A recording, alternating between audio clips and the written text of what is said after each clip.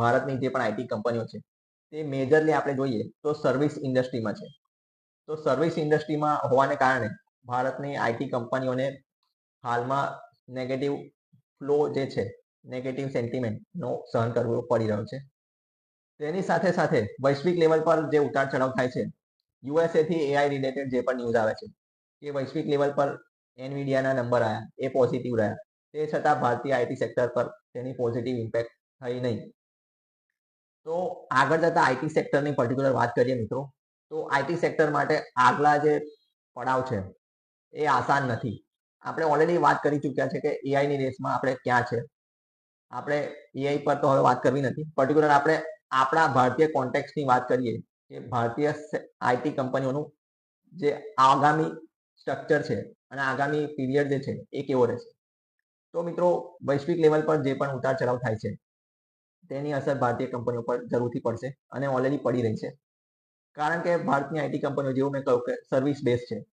હાલમાં ભારતની જે પણ કંપનીઓ છે, ભારતમાં જે પણ કામ કરે છે તે તેમનું ઓરિજિનલ પોર્ટફોલિયો જે છે એનું 30-40% જ છે. ભારતની મોટા ભાગની આઈટી કંપનીઓના કામ જે છે એ વૈશ્વિક લેવલ પર છે, જે આઈટી સર્વિસ પ્રોવાઈડ કરે છે. એટલે ભારતની કંપનીઓનું કામ ભારતમાં જે છે એ ખૂબ ઓછા પ્રમાણમાં છે. તેમને મોટા ભાગનું જે રેવન્યુ છે એ યુએસ બેઝ અથવા આઉટસાઇડ સોર્સિંગ કરીને જ આવતો હોય છે. તો હાલમાં મોટા ભાગની આઈટી કંપનીઓના જે રેવન્યુ છે તે હિટ થવાની પૂરેપૂરી શક્યતા છે.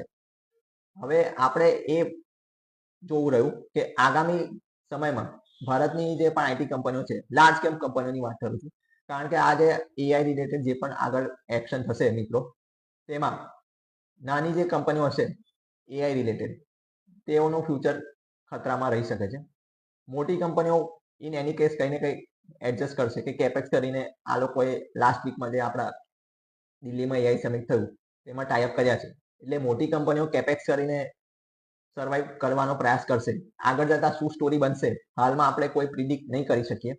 આપણે યુઝેજના માલને કમ્પેર કરીએ એઆઈના યુઝમાં આપણે ત્રીજા નંબરે છે, પરંતુ એઆઈના મેન્યુફેક્ચરિંગના રિગાર્ડિંગ આપણે વાત કરી હતી ગયા અઠવાડિયે કે ડેટા સેન્ટરના રિક્વાયરમેન્ટ અને ડેટા સેન્ટરના નંબર્સમાં પર્ટિક્યુલર આપણે જોઈએ તો આપણે ટોપ 10માં છે. પરંતુ આગળ જતા આપણી આઈટી કંપનીઓ જરૂરથી મેન્યુફેક્ચરિંગ સેક્ટરમાં આવવું જ પડશે. એ લોકોએ સોફ્ટવેરથી ઉપર આવીને હાર્ડવેરમાં એન્ટર થવું જ પડશે.